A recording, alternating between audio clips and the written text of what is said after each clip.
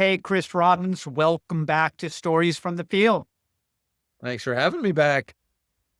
Well, just to reiterate, you were in December 2023, episode 217, and this will be like 285. And that episode was titled Nature's Therapy, Unveiling Soul Degrees Power in Men's Wellness with Chris Robbins. And you are, I would say, one of the experts in working with men. And why I say that is because I am a man and you helped work with me. And I went on not only one soul degree retreats, but two. So do you want to share with people a little bit about your evolution and creation of soul degree? Sure. I can't remember how much we got into the origin story last time around, or if this is the time and place to give that if I hadn't. I think this thing kicked off for me in almost a decade ago. And it has evolved in maybe some of its format. Certainly, it always started out as being a retreat, a 5-day retreat. I've always had this sort of feeling that it's so rare for us to feel like we ever step away truly from our everyday life. And I say that literally and figuratively, even energetically, that it's rare that we proactively pull ourselves aside and just take some time out for ourselves to rethink things. And so it was always in my head that this thing needed to be long enough so that people had that felt experience. And so that really hasn't changed. I think one of the things that's evolved a little bit is that there's a lot of work that gets done on retreat. And maybe even work is not the right word. I would say there's a lot of exposure that I aim to provide men on a soul degree retreat. Exposure to different modes of whether it's breath work or meditation or ways to listen to ourselves or to others. And so I spend a lot of time in those first 5 days throwing the kitchen sink at guys, if you will, so that whether they've had experience with any of it or none of it, they can get a full smattering. And that can feel a little like you're drinking from a fire hose when you're together in the company of 12 other men who you've never met before, who are coming from all over the country or at least this continent. And so it's a lot to take in. And so one of the things that has really evolved is me just recognizing that the real work, so to speak, begins once the retreat is over and you step back into your families, your work life, and all the things that are swirling in your life. And so I recognize that guys sometimes would come out of the retreat and almost feel like they've fallen off a cliff. Like, where do I begin? And so I spend now a lot more time, 4 or 5 months post retreat, to host group calls, one-on-one calls, try to facilitate as much connection between myself and the men to help them maybe grab onto and advance some of these things that they're trying to work on for themselves, but also to sweeten the pectin a little bit between the men themselves and the friendships that have been formed, because there is no question that one of the things that is often missing for us, particularly as we get older in our lives and we raise kids and have families and careers go by, that we wake up one day feeling like our friendships have dissipated or maybe vanished, or that our muscle of developing friendship has atrophied. And so part of what flows from a men's retreat, whether it's mine or hopefully any other men's retreat out there, is a bond you can trust and rely on and go back to and connect with, because that is critically important to our own mental health. Maybe at the top of the heap for our own mental health. Yeah, I so agree. And when I did my first retreat with you in September of 2023, it really was very inspiring, and it harkened back to a lot in my adolescence where I was in scouting with a bunch of guys and we would be together and we'd be hiking and we'd be telling stories and sharing around fires. And then you get into the work life where and householder and you're like more competing and not working together and not really showing vulnerability. And then you go to Soul Degree and it's like, okay, I need to share some of this stuff. I need to let this out. And we don't need to go into the full version of the origin story, but it was a dark place for you that you went on to develop Soul Degree. Because you had really been more an entrepreneur, a business person, but then you shifted to serve by creating a retreat. Do you want to share a little bit about that story? Yeah, I did not grow up. It's not that my mom was more the entrepreneur. My dad was the corporate guy through and through, advertising executive on Madison Avenue. I think he started just above the mailroom and then became CEO after whatever 30 years. And so, and you could argue that there was a service component to what he was doing, but as a kid, the concept of being of service to people and having that also formulate a livelihood was never anything that ever occurred to me. And so when I came out of college and entered the working world, I just took it upon myself to try to be like my dad, not in the advertising world, but just be like a businessman and think that suit and ties and making money was how I needed to be. And so I did do that. And I did that with a certain tenacity that after 15 or so years really messed me up. I went through a series of different interesting corporate opportunities, different industries, probably in 10 different industries, from technology to commodities to management consulting, media, entertainment, like hospitality. And then I got it on myself. So then I had it in my mind that, well, maybe I just need to go make it as an entrepreneur. And I got into the restaurant business, which I won't tell you all the details about how I got there, but there was something about my background that had me very intrigued by anything that tapped into all five senses.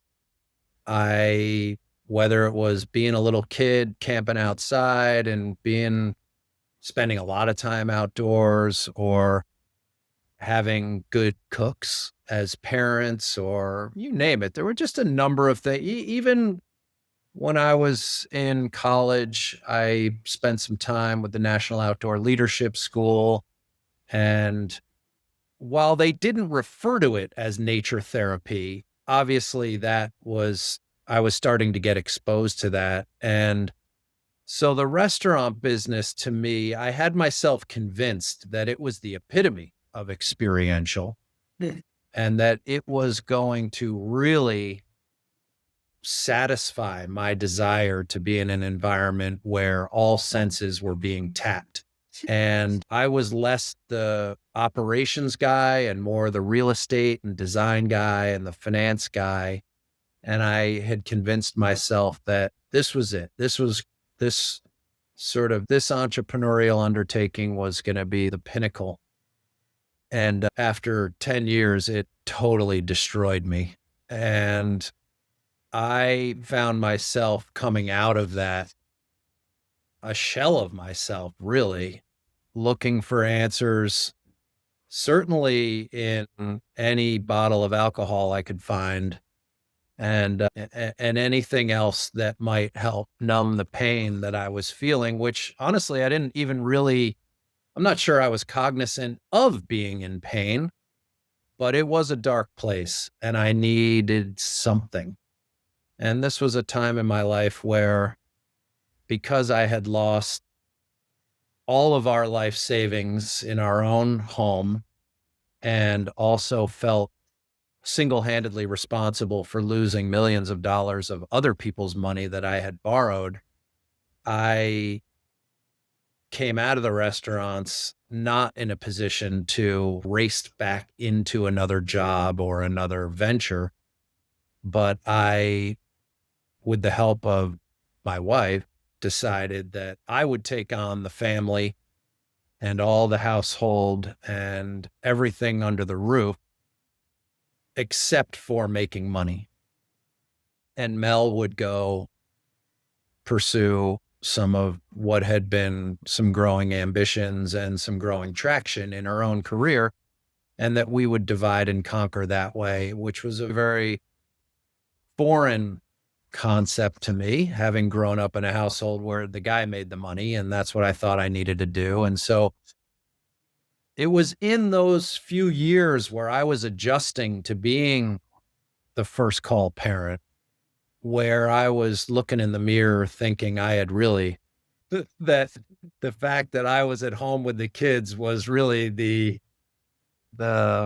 a sure sign of having failed everything and everyone, including myself. And it was in those moments where I think I found myself trying to understand what was missing for me and what I needed.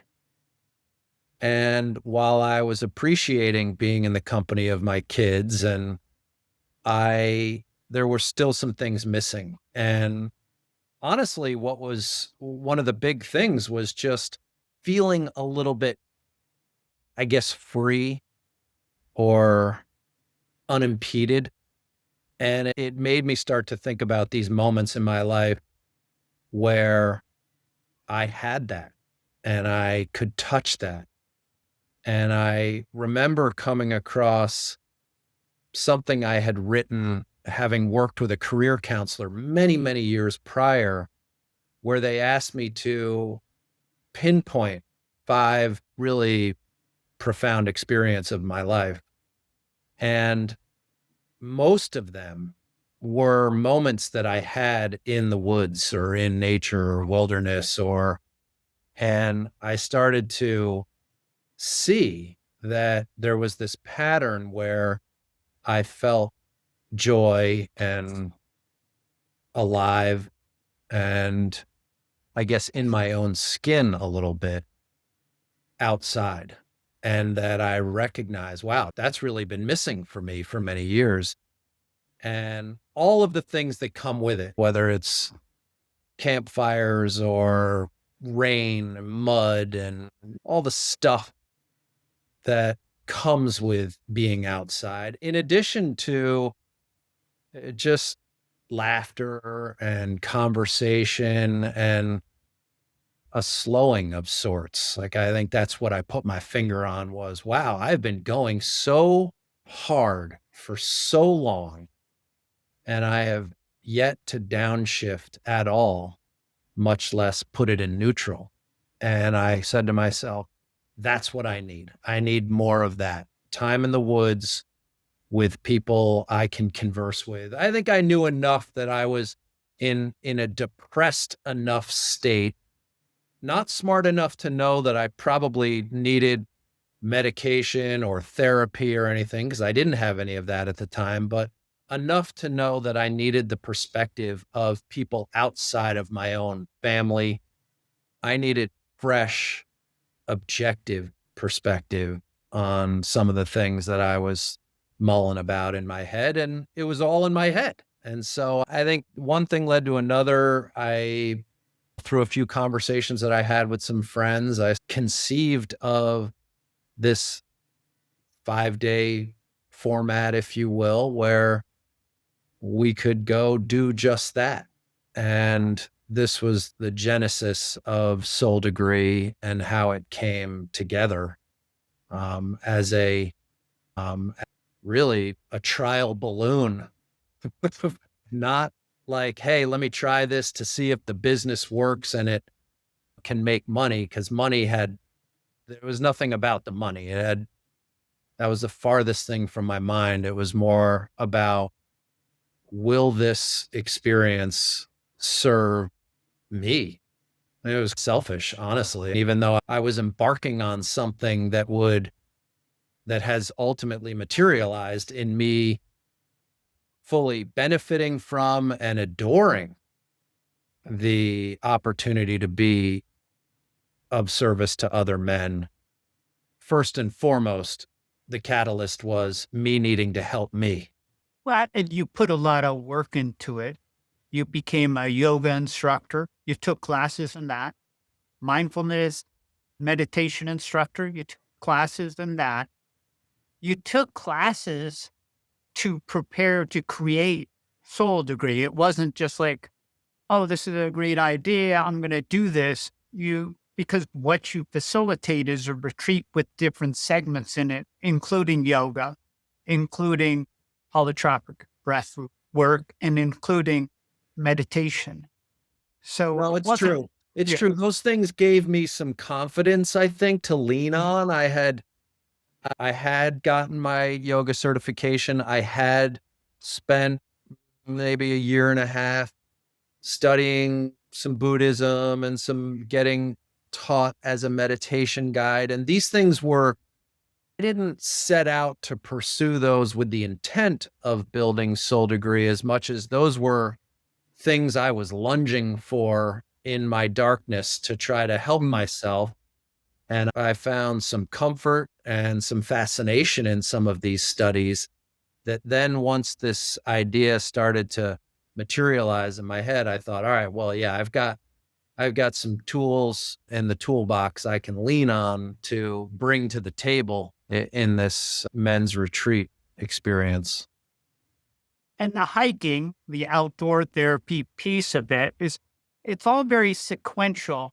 Was intentionally, did you start off with the sequences that you put in, or have you tried? Because it's been over a decade now.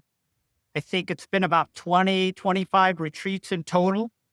What you started with, is that still similar, or did you shift things up as changes happen? Yeah, it shifted a little bit depending on the locale. Sometimes it shifts. Most of these today I do host in Vermont, which is a state that originally I wasn't living in, but now I do live in. And I've hosted in Wyoming and California, and hosted some actually in a few other spots, Arizona, and some of these different locales lend themselves to slightly different formatting, but it's maintained a pretty good structure, from its original to now.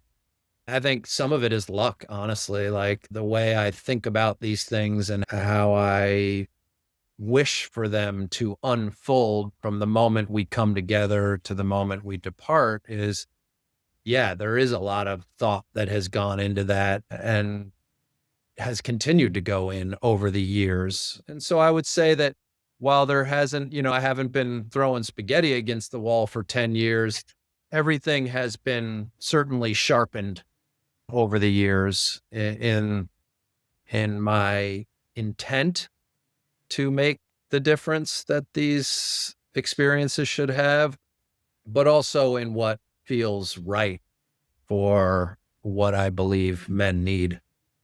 You mentioned earlier your wife, Mel. Not everybody may know.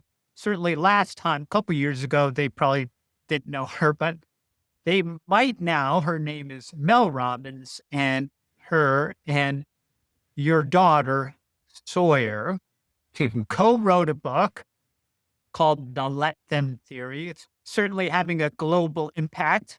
Personally and professionally, it's impacted my family in a very good way. And I want to thank you and Mel and Sawyer for sending my wife and I a copy. And I've got to say, one, I got to give a big shout out to Sawyer because I think a lot of people are saying it's Mel Robbins' book. I think Sawyer did a lot of work on this book too. And you were in the ether, right? In the house while this was going on. So it may have been a family project. And do you see an overlap between like the philosophy and what you're doing at Soul Degree? And it almost goes without saying that like nature is the ultimate let them, because you can't really get uptight about the rain, because if it's raining, you can get angry at the rain, but you let yourself put a raincoat on and you're not going to get uptight about it. But as Mel is quick to point out, the theory that she speaks of, the let them theory, is not a new concept in the sense that she has drawn upon, whether it's radical acceptance or Buddhist thought theory and stuff like that. There's so many maybe concepts built into what they wrote together. Obviously, they made an attempt to distill it down and have the world be able to grasp it in a simplistic way, which I think maybe is part of her magic, if you will, or I should say, excuse me, let me rephrase, their magic, since yes, they wrote it together. And thankfully, Sawyer, being the 20-something that she is, was able to bring perspective from the younger generation, if you will, and make it almost more digestible for any audience. And that's, I think, certainly some secret sauce in the way in which they comprise or put this book together. But without, even long before Mel wrote the book, like one of the books I would give away at my own retreats was Tara Brach's Radical Acceptance, which speaks to some of these similar ideas. And so, yeah, maybe through the ethos, as you say, there is a little bit of overlap. But yes, my role last year in watching the two of them under our roof write this book together was mostly in observing the ups and downs of a mother and daughter going through a creative process that brings out the best and worst of people, and doing it as mother-daughter. It was quite a year witnessing that, and how I would walk into the kitchen at 10 a.m. and they'd be in tears. And then at 4 p.m., they'd be swinging from the chandelier. And then 2 hours later, back in tears again. So it was quite a year for sure. Well, the timing, it's a global success because it hit a nerve, right? It's people want it right now. And similarly, I got to give you credit, Chris. You started men's retreats at a time where at least I don't recall as many coming out. Now there's more. I'm even facilitating one here at this farm at White Mountain Adventure Institute. And you hit a nerve, right? You personally knew that you needed something like you created. And now you have a waiting list. And so in your house, it's like you're in awareness of like, here's what seems to be going on for me. And I'm wondering if there's other people who need this. And then you created it. And you are Mel's book seems to be, at least in my life, I don't know what the data is showing. It really resonates with women. And Soul Degree is specifically for men. What do you think why is it men need retreats right now? I think that I think a lot of things are compounding what is an epidemic of loneliness. And I don't mean loneliness in that guys don't have guy friends and, that they're not getting out there, but whether it's technology or even the fragmentation that went on with COVID or what feels like crumbling pillars of our own foundation, church and employers that you don't feel like you can rely on. I mean, there's just so many, even politics is having its way sometimes with the ways in which we are finding ourselves coming together or not. And I think more often than not, there is isolation physically, mentally, emotionally that is happening. And I think it's compounded with men because we have less agency than women at being able to release what's going on up in our own head. It's not intuitive for us to wear what's so out on our sleeve. And look, I'm a child of a father who showed some emotion, but did not had no self-expression and didn't know how to convey what was going on up in his own head, and talked about the idea of being, quote, present, when in reality, he was never present. He was locked up in his head, thinking about whatever he was thinking about and unable to actually express that. And I think that's what gets men in trouble, is that it's a slippery slope where we let the days or weeks or years go by, and suddenly we feel like we've got a Mack truck parked on our chest because there's so much that we're holding on to. And I would like to believe that these days, some people, men included, are starting to see the power in at least getting some of these things, these thoughts that we have, out of our own head.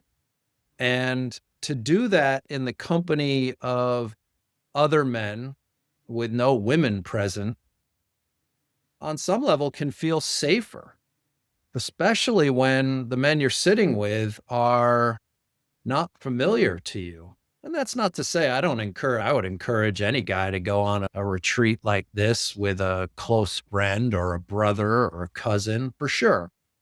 But I think that being in the company of a handful of men that you're not familiar with creates a little bit of freedom, not only to speak up on behalf of whatever you might have witnessed or experienced in your life, some thoughts or emotions that you have, but also be able to do it in the presence of a group of men who are sharing probably very different, but at the same time similar type challenges. And it's in that mirroring of hearing what you have to say, hearing what others have to say, and then being able to reflect some of that back, where I think sometimes the stars really can align for somebody, in that first they realize, all right, well, I'm not as alone as I thought maybe I was, or that what I'm grappling with is maybe not as heavy as I've felt it has been. or that there's a way out. And I don't say like a way out because, every guy out there is trapped. No, but I think we all aspire to live more fulfilled lives with more joy and freedom and a sense of ease. And we want to feel that in our own skin. And of course, within the communities and families that we live, but that's not going to come easily if you can't speak what's true for yourself, and ideally do it in the company of others where you can hear some of them speak their own truths. That can be really cathartic and can set yourself up on a slightly different trajectory. People ask me, well, what's the origin story of Soul Degree as a name? And in my mind, I thought about how we all go get degrees in whatever, education, or we get a degree in the medical field, but I was thinking to myself, wow, could we get a degree in the study of our own soul? Which to me at the time sounded so esoteric and almost unreachable. I didn't even know what soul meant, but to get a degree in it, that sounded good for me.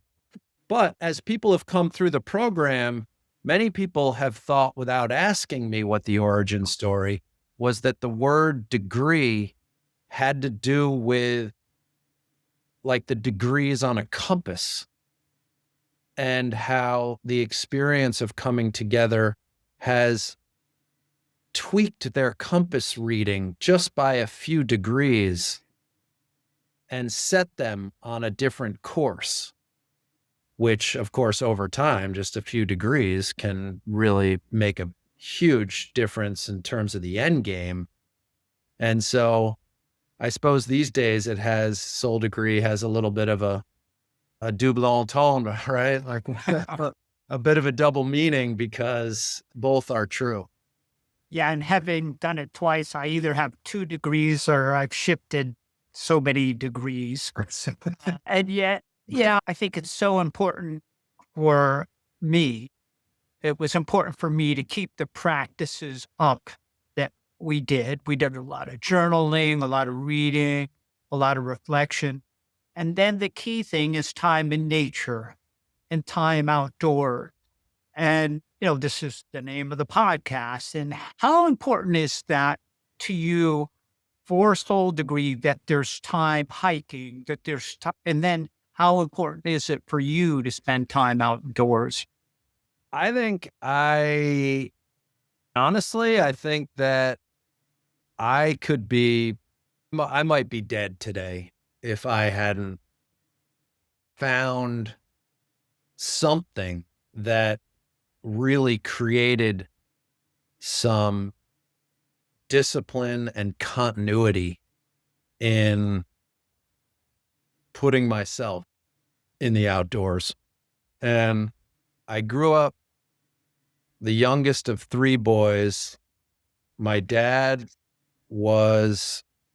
he liked to go camping and get outside. He was a ski instructor he grew up out in Oregon, was going to camp at the base of Mount St. Helens, and he was a ski instructor and stuff like that. So he had it in his own blood a little bit. And so when I was a little kid, we would occasionally go out and do these camping trips as a family. And honestly, I think that those experiences were the few moments where I really felt most deeply connected, not to myself, because I didn't have that frame of reference, but to the people that I was with and to my surroundings.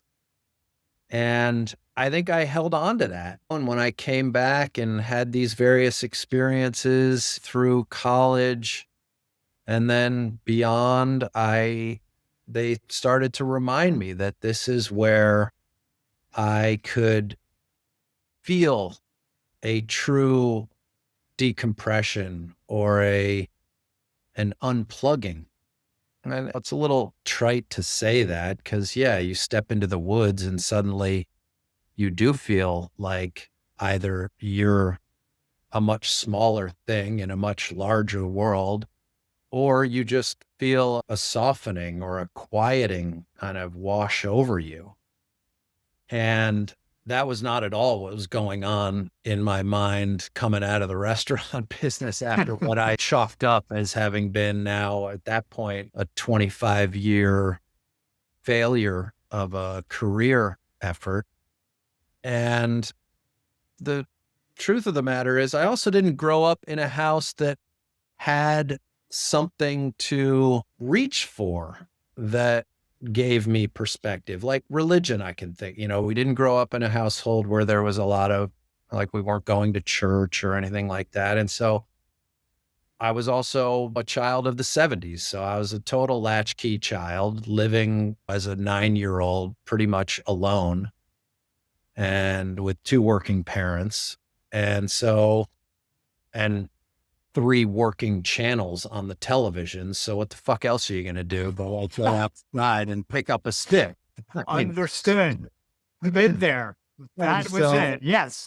it was like I spent a lot of time outside. And I think that became my source of spirit or spirituality without me even knowing it. And it wasn't until really this more concerted undertaking of my own came about that I think I got in touch with the fact that that is a form of God or spirit or energy that I never knew was sitting right underneath my nose. And so, yeah, these days, fortunately now also even living in Vermont and being surrounded by Mother Nature, there's not a day that goes by that I don't take advantage of that.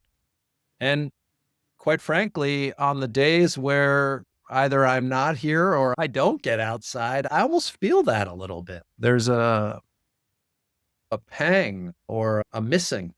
And so it certainly has saved me. It has helped me rest easy with the concept of being alone, or shall I say, being in solitude, which I think for so many years I felt guilty of, that was wrong of me to want to go seek some alone time in the woods. And now I think I'm just crystal clear that it is as critical as drinking water for me anyway, and my makeup, and that there is nothing wrong with taking a stroll in the woods solo. And having that part of your retreat, right? Because we spent the majority of the time outdoors. And so truly an integration of the outdoor for mental health. Your work is primarily with men. You're working on a book. And it's okay for me to share that. For Yeah. another book coming out of the Robbins family household. Tell us a little bit about the book. The book is taking shape. It's been a long time coming because I've done a lot of writing, but for a long while there, I think I struggled to muster up the gumption or the courage to write for an audience other than myself. And so, but I've always known I've had something in me. And of course, I have something to say, particularly to the men out there. And so, of course, I know that many women are desperate to understand their men more than they already do. And so I think what I'm writing will resonate for them too. But of course, the nature of my work is being in the company and in circles of men. And so I think that how this is taking shape is there's kind of two parts to it. One is that it is not a how-to, unlike my wife, who's a prolific how-to writer. This is certainly way more about my own personal experience. And so the stories are mine, and they're covering very acute moments in my life where I really can see how when like Superman is about to like crash through the brick wall, like right before his face smashes through the bricks, like there there are a handful of those experiences that maybe we all have that represent major change that happened. And so this is largely what I've been writing about are these moments, good, bad, ugly, emotional, you name it, where I can speak to not only my own personal evolution, but be free with my own self expression about the meaning that these moments had for me and how they've played out in my life. And I think part of my hope there is that men will be able to read this and reflect on their own lives. And maybe they'll see some of themselves in me or vice versa. But more importantly, that they will see opportunity for themselves to either reflect differently on their own lived experience or change their own perspective on how they might embark upon their own change. The other piece about the book that has started to really crystallize is after writing kind of initial drafts and a lot of the body of work, I started to see how in each story there were there was always there was always something about my dad in it. And that that father-son connection, or lack of connection, I should say, really started to emerge. And I think this is one of the things that is going to be directly and indirectly a theme in this book is the the critical nature of our father-son relationships and how they do or don't play out. The truth of the matter is I had a loving rapport with my dad while he was alive, but I don't think I really knew my dad. And I don't think we really ever bonded in a way that satisfied me or that made me feel seen or heard. I was just chasing that guy's love and affection from day one and never really got it. And then he died about almost, I don't know, almost 20 years ago. And it was really then that I started to unpack who he was, who I was, what we did or didn't have. And it's become quite apparent to me that my relationship today with my deceased father is 1,000 times stronger than it ever was when he was alive. And yeah, I attribute a lot of that to my own reflection, conversations with my mom, my brothers, you name it, but also to just getting in touch with the fact that I am a product of my parents. And in this case, my father, who shared a lot of the same struggles that I myself struggled with. My dad definitely, he accomplished a lot, but for strange reasons that I thought after even he died, And even in some of the things that he wrote, I knew he went to his grave not feeling like he was enough. And I always found that kind of bizarre. Like, how could this guy think that when he's done so much for our own family? But suffice to say, after further exploration, that was a pretty central theme in my own heart and mind. And so I think that there's going to be a piece in this book that really speaks to the importance of cultivating a relationship with father and son, dead or alive, that is essential to our own well-being. It really resonates with me.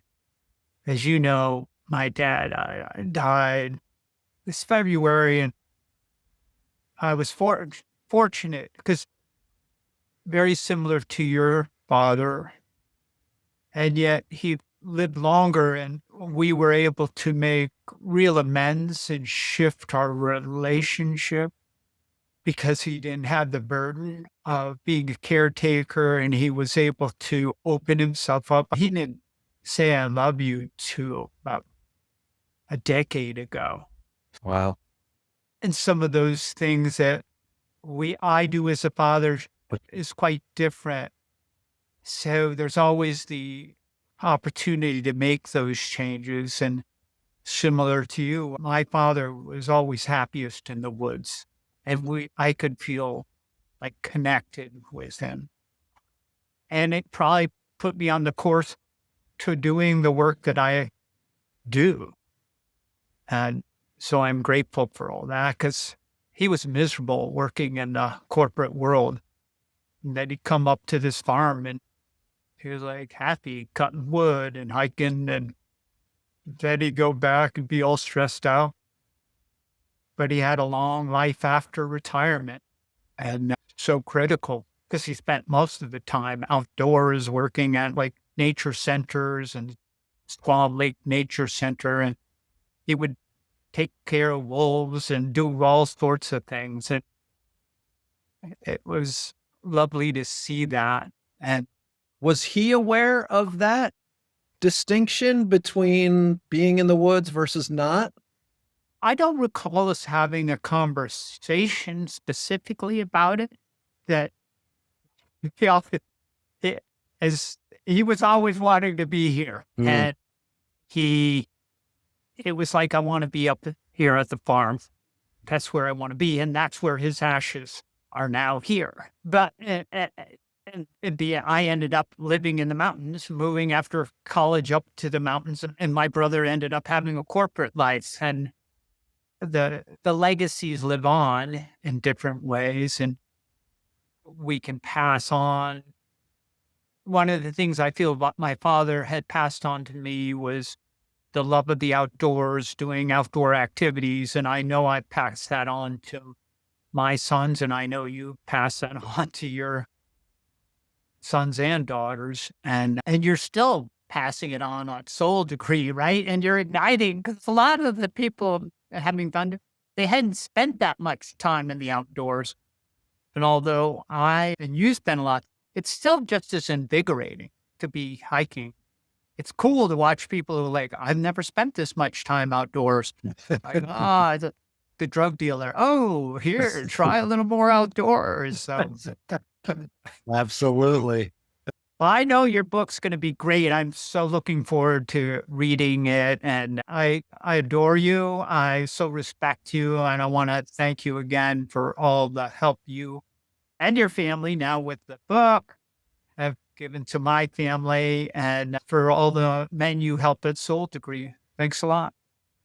Well, Abe, I love you too. And thank you for trusting me, not even just once, but twice. And also for just being somebody who is so relentless in your own curiosity of certainly yourself, but by way of your background and career, what you have done, and now what you're embarking upon, there couldn't be a better person to raise that awareness and make that impact. So I'm so thrilled. We need more people like you. Who are influenced by people like you, right? So passing it on. My soul degree brother, thank you so much for sharing your story, and look forward. We're going to have you on after the book comes out. Awesome. I look forward to it. See you soon, Matt. Love you. All right. Take care.